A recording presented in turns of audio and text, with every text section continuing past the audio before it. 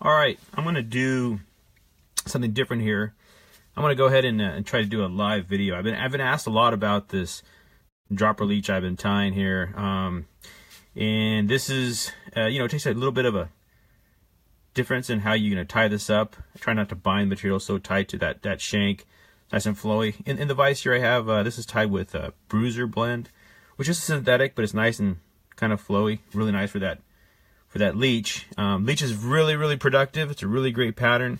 So let me go and just show you how to tie this up. So I'm going to take this out and get on my trusty here HMH. I'm going to go ahead and put in my hook of choice, which this is just a Wapsi. Let me get a little tighter here. This is a Wapsi super jig that I've gone ahead and I've added some Protect paint to that head there to make it kind of nice and shiny. So I normally put a dropper loop on this. I'm not gonna do that in this case. I'm just gonna show you how I dub it, which is actually the most important part. So for this one, I'm gonna go ahead and just start off with some Senyo for a little bit of a tail. And this has a little bit of a UV in it, really nice little flash. And then I'll actually dub the fly with some semi-seal. And this is in that black blue. And this combo of this green head with this black blue is kind of money. So here's just about as much material you use for that tail. Just wispy, nothing long, just something like that. Just a little bit of a wispy tail. And for my thread, I'm gonna go ahead and use some fine clear mono thread. This is really good stuff. And what I like to do first is just go ahead and I'm gonna cut the little shank here with some super glue, or this is just some Wapsi Zap-A-Gap. So here you go. This is how you make this fly.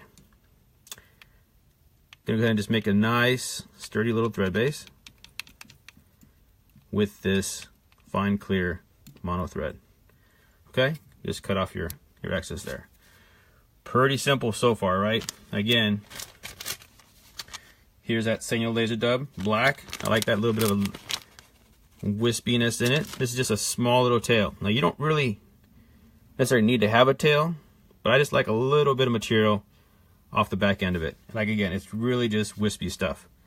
Nothing, no bulky tail or anything like that. It's just really just fine material. All you're gonna do is you're gonna put it on there, on your shank, measure it out a bit, come in here, bind that material down to the shank like this. See that? Now this little front end piece, what I'd like to do is just get a little bit, pull it off of it a little bit, pull it back. And I like to go ahead and just keep my thread right at the barb. Now look at my tail. If it looks a little too long, just pull it. Don't cut the tail, because you'll lose your taper. Very basic, right? Here's the next part. This is kind of where it gets a little interesting. I'm now going to go ahead and use this is semi-seal, black blue. And with this, the technique I'm going to be doing is called clump dubbing. So you see this little piece of dubbing? Very thin and sparse. I'm going to go ahead and just make a little ball out of it. Okay? Just like that. I'm going to come in the back end of my thread here. I'm going to catch it. Come around. See, that made one turn on it. Okay, one turn. Now grab the front end of it, pull it back, and bind it down. Okay? That's that first piece. Next piece. Same thing. Very sparse material. And you see what I'm doing with my fingers? I'm getting the material and I'm just kind of just spreading it all out, okay? You want very thin. Don't get big chunks of this stuff. You'll jack up the fly. You want very thin stuff. Come down through. See here? See how it's kind of nice and kind of all scraggly? Just catch it. Pull it back. And that's that. So now you're starting to build the material. See how that fly looks? Like it's nice and wispy, kind of moving. That's what you want. You don't want too much of this material. It's going to make your fly just too bulky and it's not going to move. A little added flash. I like to just add in some blue tinsel right here. and it's just a little bit of a hot spot in the back. What I'm gonna do is I like to do probably 3 to 4 wraps. Just wrap it through, and just kind of secure it all like this. Take your mono thread. The beauty of mono thread is that you can wind over the stuff and you will still have flash. Just like that. See that? The mono thread's over it. It's protected, but the beauty about it is I can still see it. Back to this material. This is my semi-seal. Same thing. Wispy, like that, okay? Nothing major. You don't want a lot of material in this thing. So it's just this big, kind of wispy, flowy material. Kind of bind it a little bit like that. This is clump dubbing. So I'm not dubbing it onto my thread. I'm dubbing it as a clump on, like this. I'm gonna catch it here, catch it, go around, and then basically pull it forward, just like that. Okay, and that's it. This is the technique. Like I said, what I like about this technique is that you don't bind the materials down to the thread, to the shank of the hook, I'm sorry, and you keep a nice flowy pattern. This is the way you do it. So again, so now you hear this little bit of material here, just kind of bind it a little bit in your fingers, a little bit of a ball, not super tight, something like that. Come over here to your front, catch it, spin it, pull it over. There you go. We're making this leech. It's looking leechy. Friday night leech. Why not, right? I'm gonna almost finished here.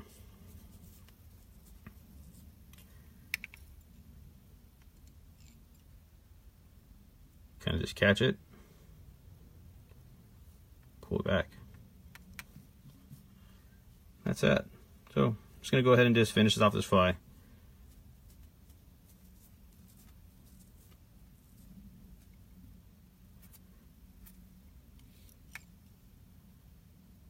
And we'll get a little more. Almost there. Like I'm just binding those materials on there. That's all I'm trying to do here.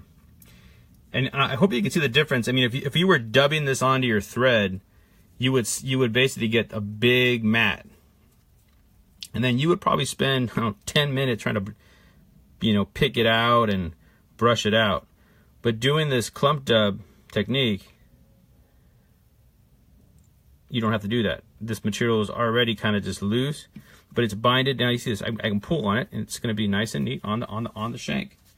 So it's still looking pretty good. What I like to do here is, as I get closer to the head, I'm going to probably do one more little bunch, like that. One little bunch. I'm going to pull it away from the eye, like that.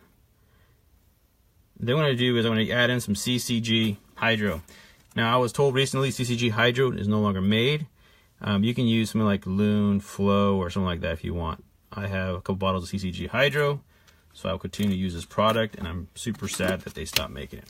Okay, so I'm going to hit that with my light. And all I've done right there is I'm going to go ahead and just kind of bind. I've kind of got this all the material secured in. I added that CCG Hydra at that point, so that this fly pretty much right there is ready to fish. But what I'll do is I'm going to add now a little bit of a red collar, a little bit of a hot spot at the back end of it. Again, just taking a small little material, little bind material here. I'm just going to put it together in my fingers, bring it all nice and tight, put it right behind the eye.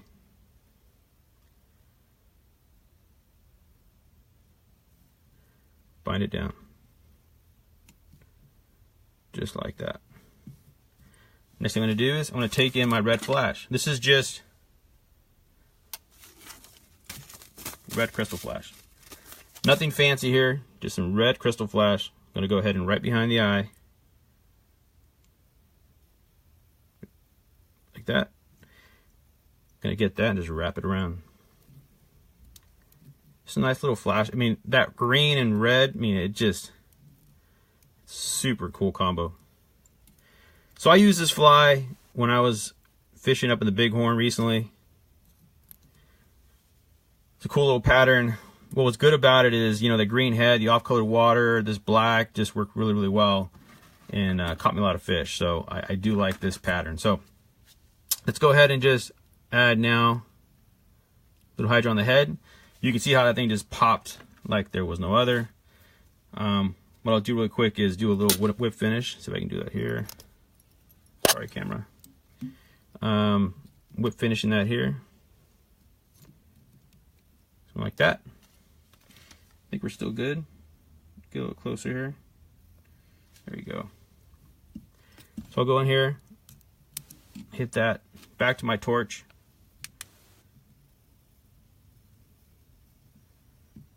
What I'll do to finish it off on this side, a little more on the head, CCG, keep some of my green going. And you're good to go. That fly is ready to fish. So now what I'm going to do is I'm going to go ahead and I'm going to take it out of the vise, just like that. Okay. Hope you all can see that. There it is, little fly. It's a bit messy. I'm going to take in my fancy Dubby kind of picker, which is just Velcro. Everybody does this. Just Velcro and a popsicle stick, and go ahead and just start brushing it out. And you'll see when I'll finish this little brush here is how it's only just a few kind of brushes through, and you'll see how this little leech comes alive.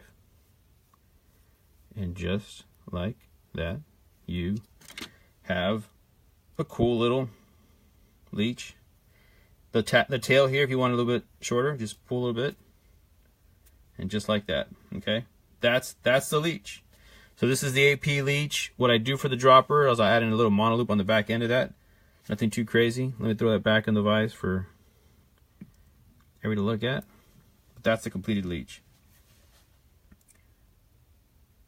Just right there. So that's the AP dropper leech. Real effective pattern.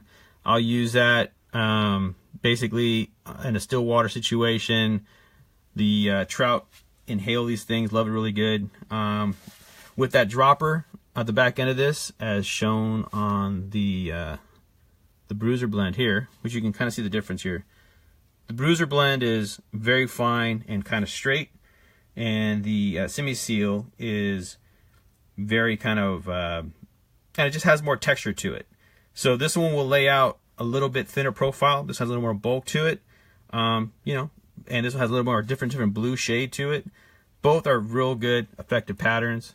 Work really well. Okay, so, but the difference here is that what I'll do on this one is I'll take this out of the vise here.